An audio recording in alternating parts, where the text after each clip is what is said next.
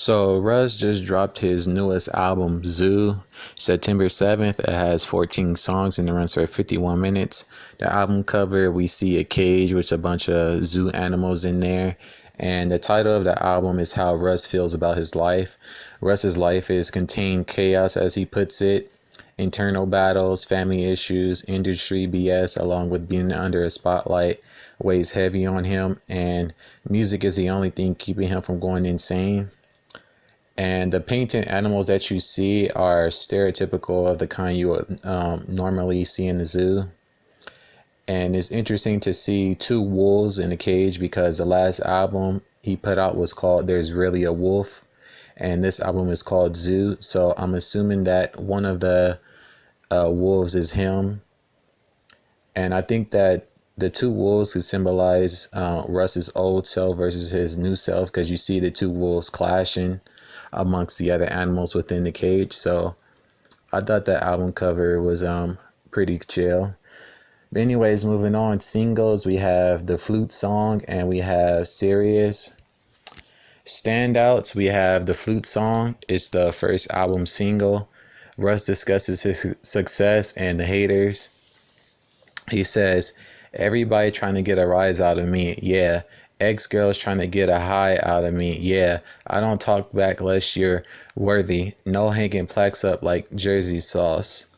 So that first verse, he's talking about everybody in the industry and people online basically hopping on the bandwagon and saying F Russ for no apparent reason, just because everybody else is doing it. And then he says, they ain't upholding the code. The industry full of some holes. They letting like anything go. People are shady as fuck. I keep to myself, but I feel the energy though. None of these people are friends to me though. I don't put anything past them. I don't see none of y'all next to me though. I think they mad that I passed them. So right now he's talking about how a lot of the people in the industry are phony, that smile in your face, but behind the scenes do some shady stuff. And how some of the people that probably came up as far as like his generation of artists, he's passed them and they probably had some sort of resentment towards him. And then he says, I move smart, got a high IQ. Right next to me where you find my crew, all of them fight, bitch, I fight too. So basically he's saying that he moves in a small circle and knows that's with him, is trained to go just in case anything pops off, which we saw from that video that leaked online. His people handled the situation for him. But anyways, moving on, we have Outlaw. On his record, Russ pops his shit and gives the proof to back it up. We have Kill Them All. Russ addresses the industry and what goes on behind the scenes. He says, y'all so obsessed with me. I never even talk to you, bitches. I run you over with my Lambo. Wouldn't stop for you, bitches. So right here is him addressing people bashing him for no apparent reason, then that it's the popular thing to do right now. And then he says, you can't talk to me if you can't sell out Red Rocks. Red Rocks, that's 10,000. Watch your mouth when you speak about your superiors. So right here, he's addressing some of the artists in the industry that run their mouth about him, but yet they can't sell out large venues. And then he says, and fuck these WWE ass rappers, high school mentality, Glee ass rappers, fake family ties. Y'all say brother too much. Y'all get played by the same woman. Y'all say you love her too much. And y'all be running from the truth. Y'all take cover too much. I'm getting tired of this shit, man. Enough is enough. So right here, he's talking about rappers basically being fake and whatnot, and how a lot of rappers call each other brother, and then in the next minute they beefing. And then a lot of the same rappers be messing with the same women, and then when they end up getting played, they want to cry wolf, I guess. Which is true. A lot of rappers do be messing with the same chicks, which is crazy. But anyways, moving on, he says, rappers dissing for attention, that music ain't getting. He says, rappers dissing for attention, that music ain't getting. I understand. It's frustrating watching my rap ascension, watching arenas sell out, watching my plaques multiply. So right here, he's talking about the rappers that be dissing him because their music ain't selling, which the rappers that do be doing that, they diss people to try to build a buzz around their projects because their music don't be selling on their own. We seen a couple of rappers do that this year, but I won't mention no names. But anyways, he says, when you ain't headlined a tour and when you drop, they don't buy, but you got followers though. But what they following for? But that's because most of them are fake. Let me let your followers know that y'all be paying social media agencies $20,000 every month just to comment, like, and follow your account. It's all a front. Y'all are glorified Instagram entertainers. Got millions of followers but can't even sell out your basement. Y'all dropping antics and skits because you can't drop a hit, flashing jewelry, posting lean, popping Xanax for clicks, infatuated with designer costume shop carolers, bunch of crackheads and clowns, bunch of Boondocks characters. Damn, y'all not scaring us with your internet loose lips. I've been at the same festivals. Y'all don't do shit. So right here, he's basically spilling the tea of what goes on in the industry.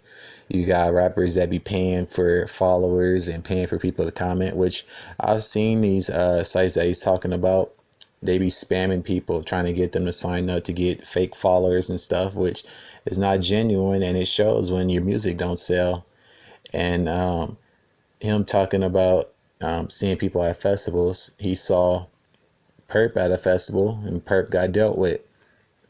And you got people that's mad, like, oh, Russ sent his goons after him. He didn't do nothing. Well, when you get to a certain level, you have to realize that you have a lot to lose.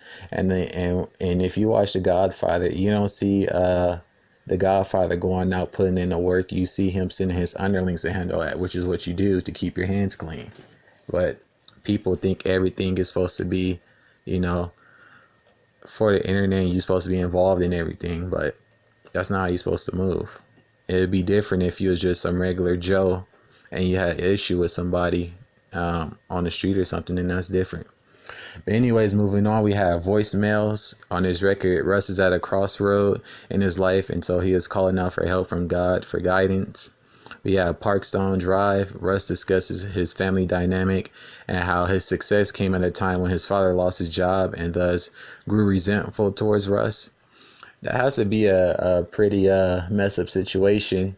You achieve a milestone in your life and one half of your parents can't even be happy because they lost what they have been working at their entire life. So they have a resentment towards you because you're the breadwinner instead of, the father being the breadwinner, the child is. But it's kind of crazy. That shows that a lot of people have stuff going on in their lives.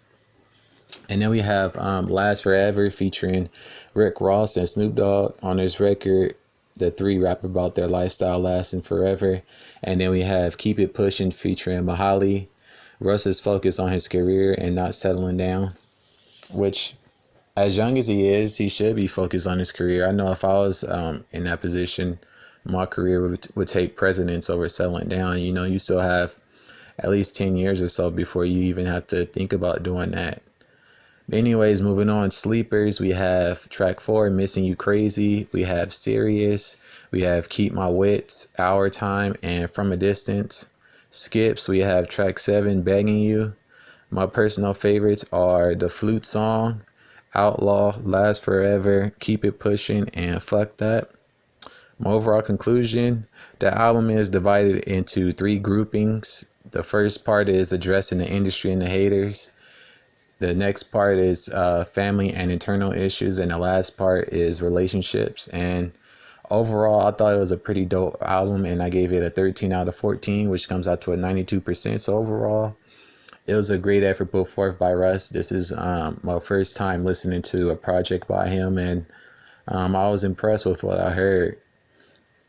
But anyways, if you're a fan of Russ, or even if you're not, be sure to pick up this album. If you enjoyed my review, be sure to give this video a thumbs up, subscribe to my channel, and I'll catch you in the next one.